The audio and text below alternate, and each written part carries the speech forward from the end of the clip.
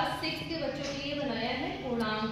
उनका पहला चैप्टर है प्राकृतिक संख्या, दूसरा है उनका पूर्ण संख्या। पहले उनको प्राकृतिक संख्या बताया 1 2 से लेकर के अब अनंत तक हमारी प्राकृतिक संख्या है। फिर उनको हमने शून्य की जानकारी दी कि शून्य अगर प्राकृतिक संख्या से पहले आ जाता है तो हमारी संख्या पूर्ण संख्या हो जाती है। फिर यूनिट 3 है पूर्णांक। पूर्णांक क्या है? जिसमें सभी धनात्मक संख्याएं, सभी ऋणात्मक संख्याएं शामिल हो और शून्य भी हो, तो वो हमारी पूर्णांक होता है। अब पूर्णांक पर हमने एक जो क्वेश्चंस आते हैं जोड़ और घटाना या गुणा भाग की संक्रिया, उसको एक टीएलएम के माध्यम से दर्शाने की कोशिश करी है कि जैसे हमारे पास एक क्वेश्चन है यहाँ पर +5 प्लस माइनस का 3। तो बच्चों को हम पहले बता देंगे कि प्लस का मतलब होता है आगे बढ़ना, बीच में 0 आगे बढ़ेंगे। माइनस का मतलब होता है कम करना, पीछे जाना। तो अब ये पिंकू और पिंकी हैं, ये आए हैं +5 कहा गया क्वेश्चन में। देन +5 के बाद है प्लस माइनस 3 +5। अब पिंकू पिंकी से बोला, पिंकी चलो प्लस अपनी पोजीशन पे जाओ +5 पे। तो पिंकी पहले 0 पे खड़ी हो गई।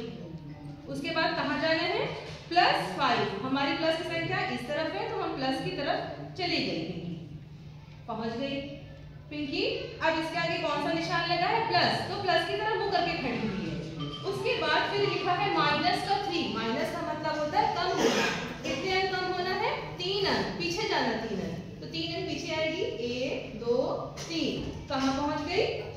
+2 पर। जरा इसका आंसर देखिए क्या आया? +2। इसका मतलब पिंकी ने ये क्वेश्चन एकदम सही सॉल्व किया। देन नेक्स्ट क्वेश्चन है -2। पिंकू अब तुम करो। ये मेरी छोटी बच्ची है, उसका सर हमने डॉल ले लिया है। तो -2 प्लस -3। अब 0 पे खड़ा हो गया पिंकू। -2 माइनस की तरफ जाओ, आ गया पिंकू। अब इसके आगे कौन सा निशान है? प्लस का। तो प्लस का निशान है तो किधर मुंह करोगे? प्लस की तरफ, ऐसे मुंह खड़े हो जाओ। उसके बाद क्या है? माइनस का 3। माइनस मतलब होता है कम होना। तो 3 अंक कम हो जाओ, पीछे जाओ, 1 2 3। कहाँ पहुंच गए? माइनस के 5 पर। देखिए इसका आंसर -5। इसका मतलब बच्चों को ये समझ में आ जाएगा कि पूर्णांक की संख्या रेखा पर हम जोड़ और घटाने की संक्रिया को किस तरह से हल करते हैं।